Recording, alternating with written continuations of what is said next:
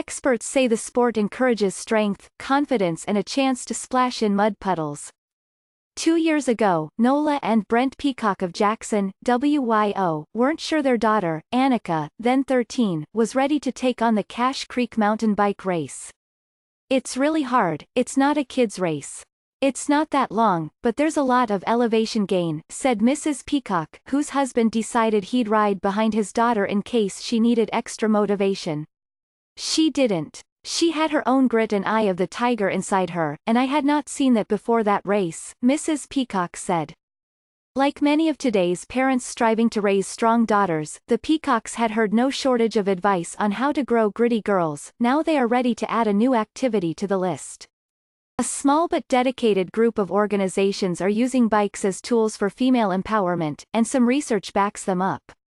A 2015 study published in the Journal of Adventure Education and Outdoor Learning found that girls showed significant gains in measures of resilience after completing a 5-day mountain bike camp called Dirt Divas.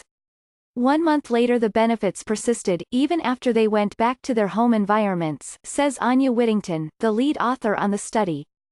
Dr. Whittington notes that other adventure sports might have produced similar results. And to be sure, such sports can be good for boys. But ask any fat tire rider and she'll tell you, anecdotally, the sport is a perfect fit for building women's confidence and drive.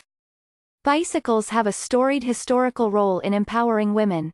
Suffragists used to say, "Woman is riding to suffrage on a bicycle," said Dr. Danielle Swiatek, a professor of women's history at Santa Barbara City College. This was independent transportation that allowed women to go and do what they wanted. The requirements of riding also pushed women to reject heavy hoop skirts and restrictive corsets, playing a critical role in women's dress reform. Today, mountain biking can help to counterbalance two of the challenges of adolescent girlhood, increasing concerns about adhering to gender and beauty ideals, and decreasing feelings of confidence. Girls, at large, experience so much hesitancy and a normative drop in confidence over the middle school and high school years, said Andrea Bastiani Archibald, a developmental psychologist and the chief girl and family engagement officer for Girl Scouts of the USA. The organization has worked to counter the cratering of confidence that can occur during the teen years in part by sending girls out into the woods to do things like mountain biking. In the period where most girls are experiencing a confidence drop, our girls actually experience a confidence boost, says Dr. Bastiani Archibald.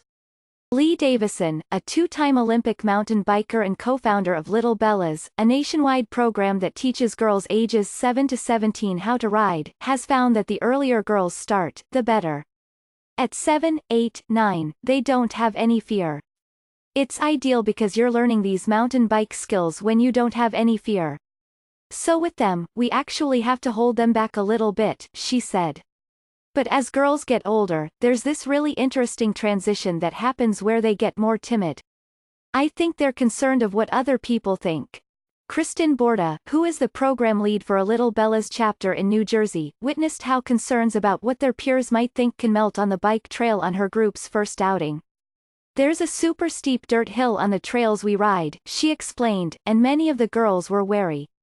But then a couple of them asked if they could try it. The first girl didn't make it to the top of the hill. That spurred another rider to try. Before you know it, everyone is saying, they're not making it up this hill. We spent 30 minutes, and they were not making it, but they would not give up. They wanted it so badly, she said.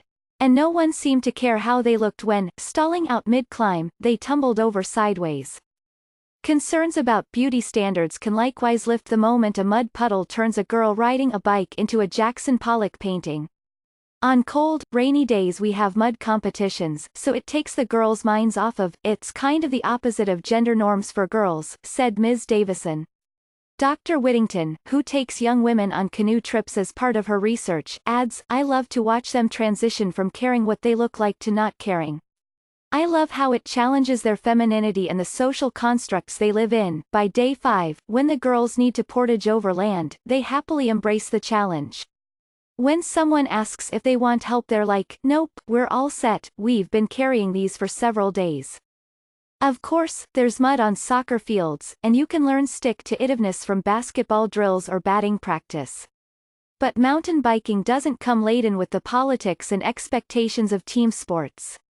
No one sits on a bench, said Ms. Davison, and no one gets stuck playing just a single position. Even better, parents are often left sitting in cars at the trailhead. Parents are parents, she says, and every now and then one gets aggressive about his or her child's performance. But as soon as the kids ride off and into the woods, they're free to recreate on their own terms. What they do, once they get into those woods, can be pretty empowering. There's a certain work ethic you have to be a mountain biker, said Annika Peacock, who is now 15.